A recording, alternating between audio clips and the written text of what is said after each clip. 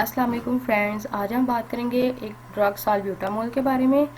Salbutamol जो है ये ड्रग ऑफ चॉइस है for the asthma treatment and other reversible pulmonary diseases. और इसकी जो क्लास ऑफ ड्रग है वो है ब्रोंकोडाइलेटर्स। ब्रोंकोडाइलेटर्स इसका मतलब है कि ये ब्रोंकोडाइलेशन करवाएगी।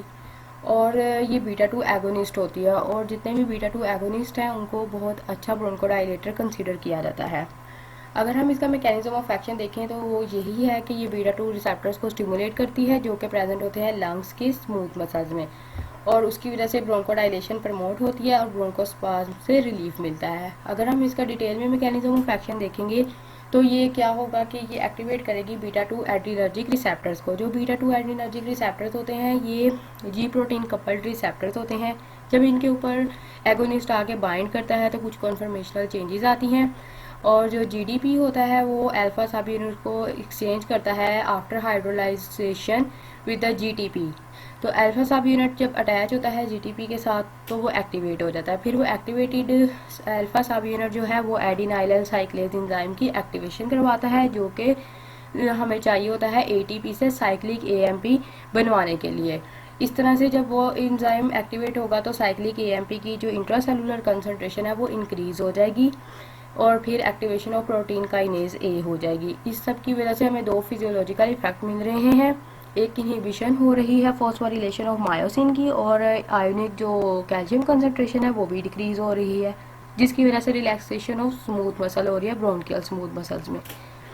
अच्छा, तो अब हम देखते हैं कि अगर नॉर्मल केसेस में कैल्शियम जो है वो कॉम्प्लेक्स बना रही होती है कालमोड्यूलिन के साथ, जब वो कॉम्प्लेक्स बनता है तो वो एक्टिवेट कर देता है मायोसिन लाइट चेन काइनेज को, जो आगे से फॉस्फोरिलेशन करवाता है मायोसिन की।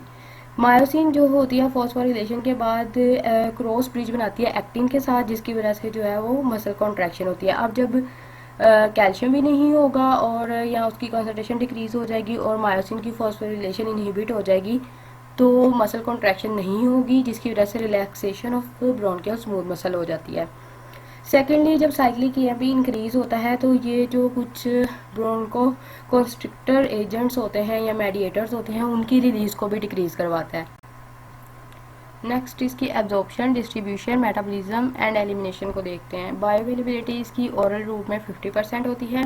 प्रोटीन बाइंडिंग सॉल्ब्यूटामोल की जो है वो वीक है, और मतलब कि ये ज़्यादातर जो है फ्री फॉर्म में हमें अवेलेबल होती है प्लाज्मा के अंदर। प्लेसेंटल बैरियर को क्रॉस कर लेती है लेकिन जो है वो ब्लड ब्रेन बैरियर को क्रॉस नहीं करती।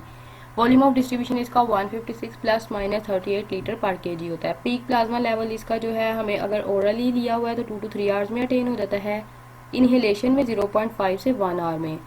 हाफ लाइफ इसकी जो है वो 2.7 से 5 आवर्स होती है। साइट ऑफ मेटाबॉलिज्म इसकी लिवर है। एक्टिव मेटाबोलाइट इसका 4O सल्फेट होता है, और रूट ऑफ एक्सक्रीशन जो है इसका यूरेन होता है। आगे फार्माकोलॉजिकल यूजेस देख लेते हैं, उससे पहले हम डोज देख लेते हैं। डोज इसकी 2 to 4 मिलीग्राम होती है ओरल प्रिपरेशन में चिल्ड्रन और एडल्ट में, और नेबुलाइजेशन के लिए जो है वो स्टार्टिंग 2.5 मिलीग्राम से की जाती है और 5 मिलीग्राम तक भी इंक्रीज की जा सकती है, और इसको दिन में जो है 3 to 4 टाइम दे सकते हैं। थेरापेटिक यूजेस एस्थमा में ये यूज़ होता है क्योंकि ये ब्रोंकोडाइलेशन करता है, और एस्थमा में ब्रोंको कंस्ट्रिक्शन हुई होती है और ये प्री मेच्योर लेबर में यूज़ हो सकता है क्योंकि ये एक टोकोलिटिक एजेंट है, मतलब कि ये जो है डिलीवरी को शॉर्ट टाइम के लिए डिले कर सकता है। कैसे करता है कि ये जो यूटेराइन कॉन्ट्रैक्शंस होती हैं ना उनको इनहिबिट कर देता है, वहाँ पे जो बीटा रिसेप्टर्स होते हैं उनको स्टिमुलेट करवा के तो मसल्स को रिलैक्स करवा देता है। इस तरह से जो यूटेराइन कॉन्ट्रैक्शंस है वो कुछ टाइम के लिए इनहिबिट हो जाती हैं, और प्री मेच्योर लेबर के लिए फिर हम इसको दे सकते हैं। एक्यूट ब्रोंकोस्पाज्म में दे सकते हैं, लेकिन इसके जो इफेक्ट दूसरे ऑर्गन्स पे भी आ सकते हैं, जैसे कि सेंट्रल नर्वस सिस्टम पे इसके इफेक्ट आ सकते हैं, कार्डियोवैस्कुलर सिस्टम पे आ सकते हैं, क्योंकि हार्ट में भी स्मॉल अमाउंट में बीटा रिसेप्टर्स प्रेजेंट होते हैं, और जब ये बीटा रिसेप्टर्स एक्टिवेट होते हैं तो सिंपैथेटिक एक्टिवेशन की इफेक्ट की वजह से हार्ट रेट भी इंक्रीज हो जाता है और टैकीकार्डिया हो जाता है। जीआईटी में रिलैक्सेशन हो जाएगी जो स्मूथ मसल्स के बीटा रिसेप्टर्स होंगे उनकी एक्टिवेशन की वजह से, और रेस्पिरेटरी सिस्टम में भी एक्शन देता है ये। डायरेक्शन फॉर यूज़ में हमने टैबलेट को स्वेलो करना होता है, और अगर हमने लिक्विड फॉर्म में यूज़ करना है तो फिर हम उसको स्पून के साथ मेजर करेंगे या सिरिंज के साथ या फिर कोई मेडिसिन कप के साथ। ज़्यादा प्रेफरेबल होता है। अगर हमने इन्फ्यूजन बनानी है तो 5 ml इसका लेके उसको डाइल्यूट करेंगे 500 ml सोडियम क्लोराइड में इंजेक्शन में, या फिर NaCl और डेक्सट्रोज के साथ। इन्फ्यूजन का जो रेट होता है वो हमने एडजस्ट करना है 5 माइक्रोग्राम पर मिनट, और उसको इंक्रीज़ कर सकते हैं 10 to 20 माइक्रोग्राम पर मिनट, और समटाइम 5 to 30 मिनट के इंटरवल्स के साथ। नेक्स्ट आ जाते हैं इसके एडवर्स रिएक्शंस। अगर हम बहुत सीवियर एडवर्स रिएक्शन देखें तो उसमें पैराडॉक्सिकल ब्रोंकोस्पाज्म आ जाता है, मतलब कि हम इसको ब्रोंकोस्पाज्म को ट्रीट करने के लिए यूज़ कर रहे हैं, लेकिन ये बिल्कुल ही ऑपोजिट रिएक्शन देके और ज़्यादा ब्रोंकोस्पाज्म कर देगा। कॉमन जो इफेक्ट है उसमें ट्रीमर्स आ जाते हैं जब स्केलेटल मसल्स के बीटा रिसेप्टर जो है वो एक्टिवेट होते हैं।